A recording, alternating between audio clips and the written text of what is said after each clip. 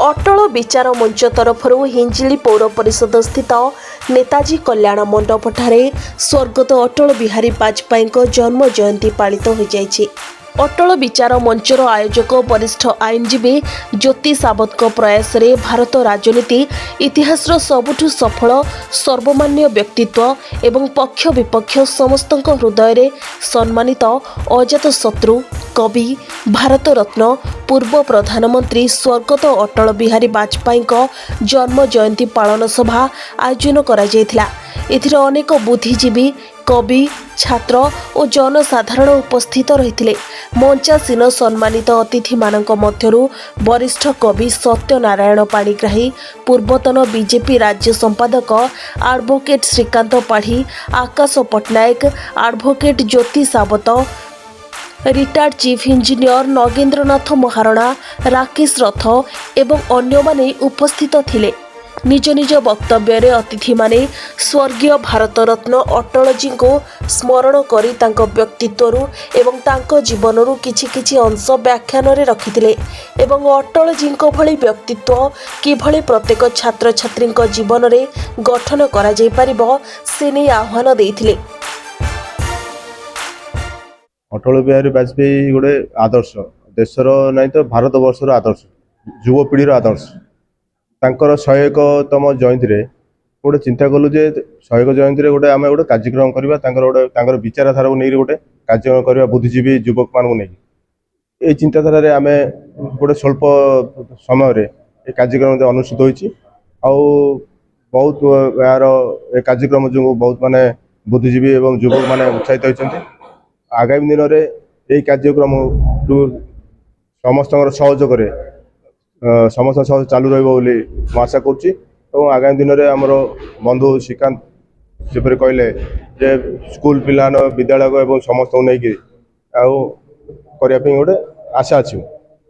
आज कार्यक्रम है भारतर बरपुत्र स्वाधीनतर भारतर सर्वश्रेष्ठ एकमात्र सार्थक प्रधानमंत्री अटल बिहारी वाजपेयी 101तम जन्मतिथि। मदन मोहन मालव्य जन्मतिथि आज। नेताजी कल्याण मंडप हिंजली काटूर अटल बिहारी स्मृति सदन तरफ गोटे आयोजित सभा अनुष्ठित होता से आम जोगदेलु। स्थानीय बहु मान्यगण्य व्यक्ति से उपस्थित थिले। समस्ते अटल बिहारी वाजपेयी व्यक्तित्व प्रशासनिक दक्षता वैदेशिक नीति आभ्यंतरीण शांति श्रृंखला संपर्क में आलोकपात कले। देखु अटल बिहारी वाजपेयी से एक चित्र नुहति एक चरित्र गोटे व्यक्ति नुहति गोटे व्यक्तित्व। जो गोटे लेखक कविता लेखे बा तार कहानी लेखे सेमि गोटे चरित्र उपर तार केन्द्रीभूत करे सेमिति अटल बिहारी वाजपेयी होचन गोटे चरित्र। तांकर जीवनी को केन्द्रीभूत करी आम अंचल रे ए जो आयोजक मंडली अटल विचार मंच जो आयोजन करचंती ताहा अति सुंदर सुगमर सुगंध मत बाजिला। बहुत खुशी लगिला। आउ समस्त को कहबी प्रति वर्ष जमिति ए आयोजक को मोर अनुरोध रहिला प्रति वर्ष ए आयोजन हो एथिरे आबाल वृद्ध वनिता सामिल करा जाऊ। कहीं वाजपेयी जहाँ भी योजना थिला गोटे सुंदर सुफल योजना है बेटी बचाओ बेटी पढ़ाओ। ए बेटी बचाओ रे आज आपण माने देखुथिबे प्रतिटी क्षेत्र रे भारतर छात्री माने सबुथिरे आगर रहिचंदी तार या ज्वलंत उदाहरण।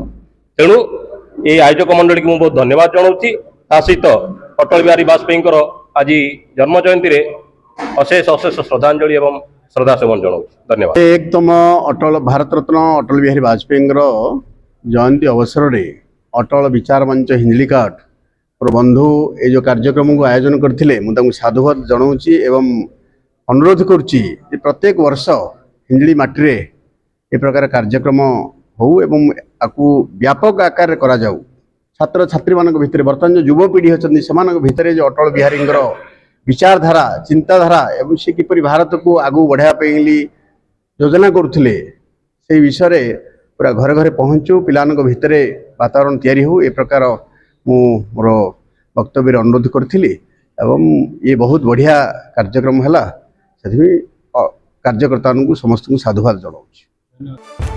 हिंजिली काटरू रजनीकांत पाणिग्राही रिपोर्ट प्रभात न्यूज।